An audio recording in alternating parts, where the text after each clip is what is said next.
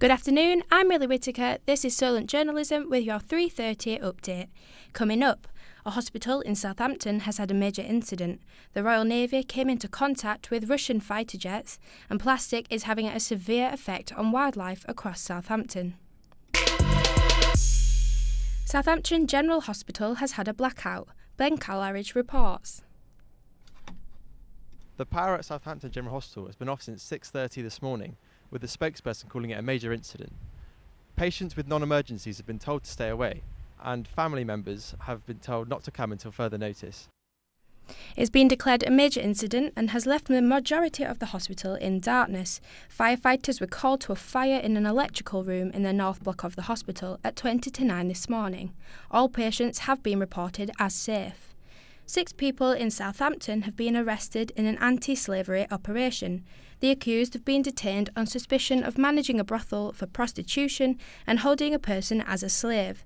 The arrests took place in 3 residential areas of Portsmouth Road, Garton Road and Oceana Boulevard. Two females aged 35 and 40 are being treated as victims by specialist officers, and the 6 arrested remain in custody. Channel 4's new documentary Warship Life at Sea, which broadcast this week, caught the Russian fighter jets flying extremely close to HMS Duncan earlier this year. With me is Cameron Richards. So tell us a bit more about this incident. Well, firstly, the British Royal Navy were hounded earlier this year after their warship HMS Duncan was raided by 17 Russian fighter jets just off the coast of Crimea in the Black Sea. So I imagine that the reaction wasn't very good by Britain, how was it? Well, so the Defence Secretary Gavin Williamson has described the raid as a brazen hostility, but it said that the Russian jets were flying so close to Duncan that its raiders were nearly scrambled, which could mean that those jets could have crashed, which then could have led to a major international incident. So when exactly did this happen? Well, the raid occurred back in May of this year, and it turned out the ship was on day 37 of its deployment.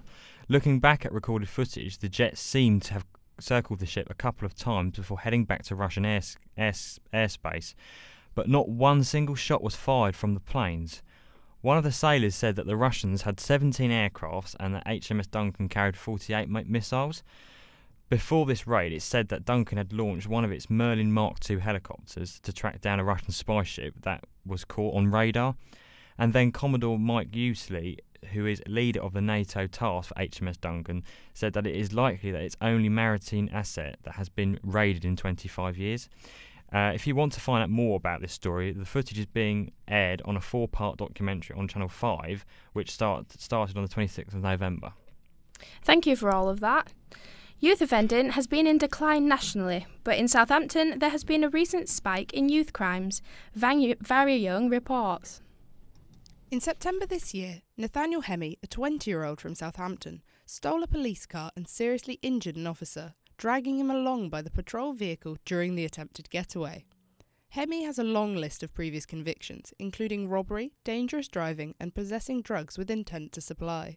But what is most surprising is that he committed his first offence just a day after his 10th birthday.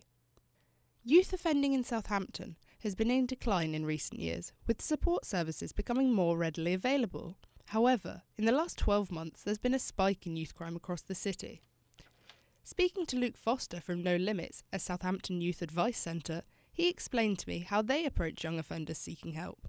It's just kind of establishing what are the reasons, what are the backstory behind their offending. Is it drug related? Are they committing crime to feed their drug habit? If that's the case, we have a DASH service here which works with young people with drug addictions, maybe push them down that route, and I think it's just literally ripping apart the causes of their crime and just seeing what's really there to work with.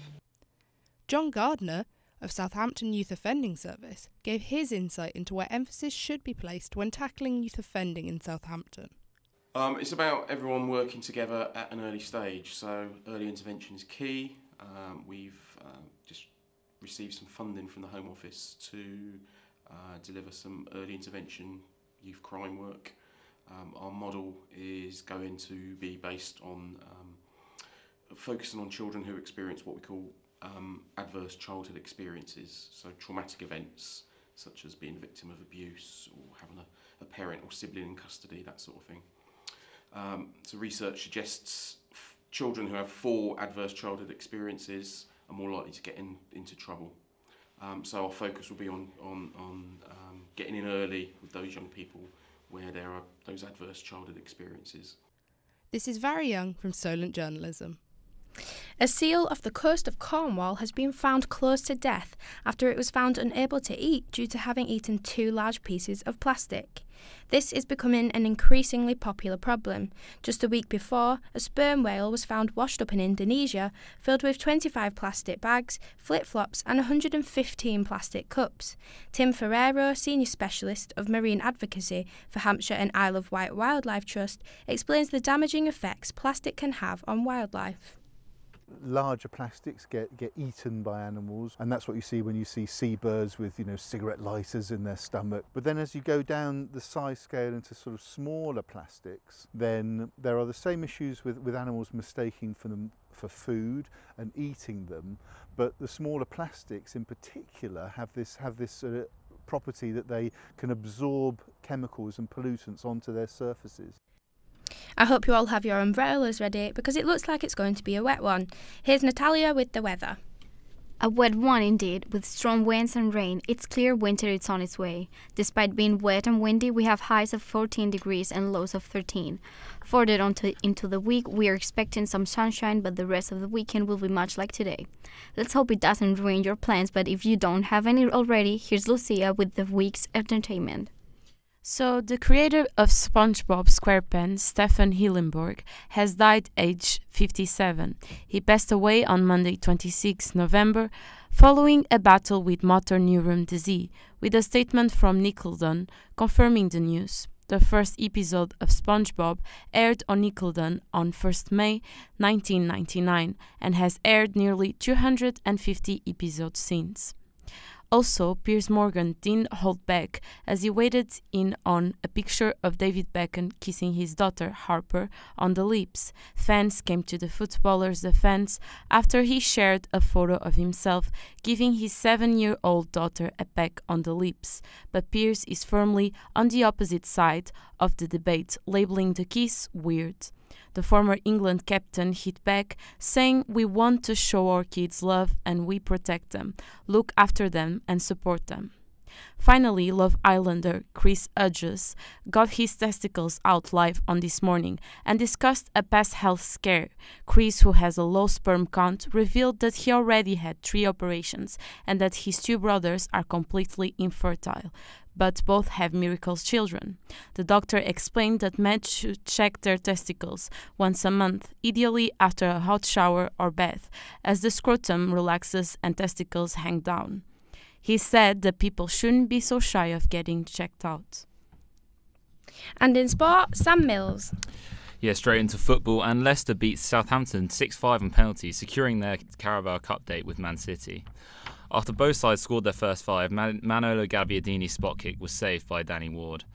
Nampali's Mendy clinched a victory for Leicester.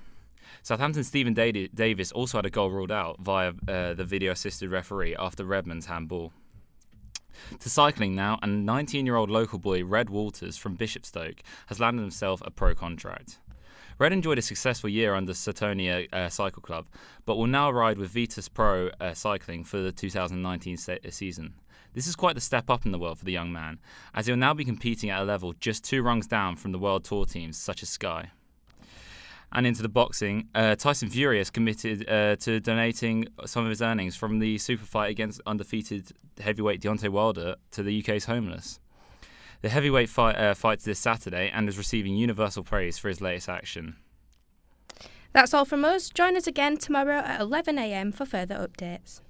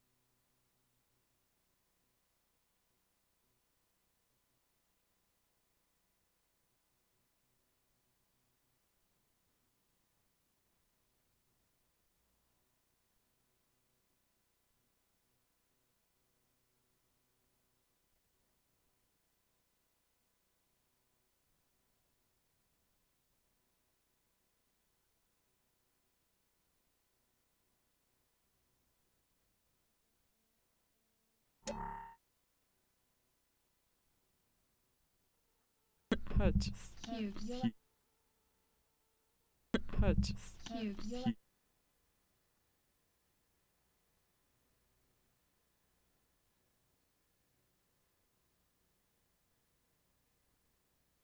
Did remain in custody. Channel 4's new documentary Warship Life at Sea, which broadcast this week, caught the Russian fighter jets flying extremely. Good afternoon, I'm Millie Whittaker. This is Solent Journalism with your. Good afternoon, I'm Millie Whittaker. This is Solent Journalism with your 3:30 update. Coming up, a hospital in.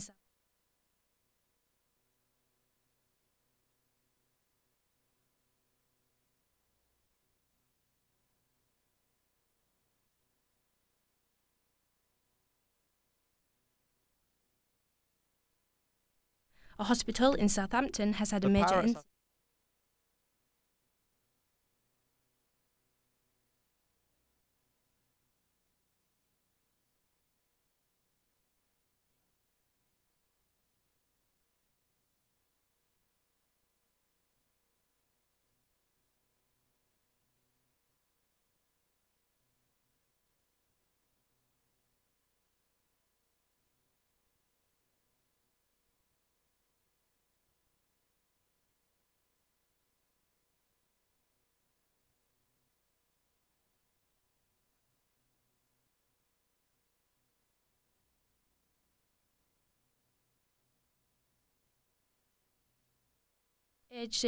Two females aged 35 and 40 are being treated as victims by specialist officers, and the 6 arrested remain in custody.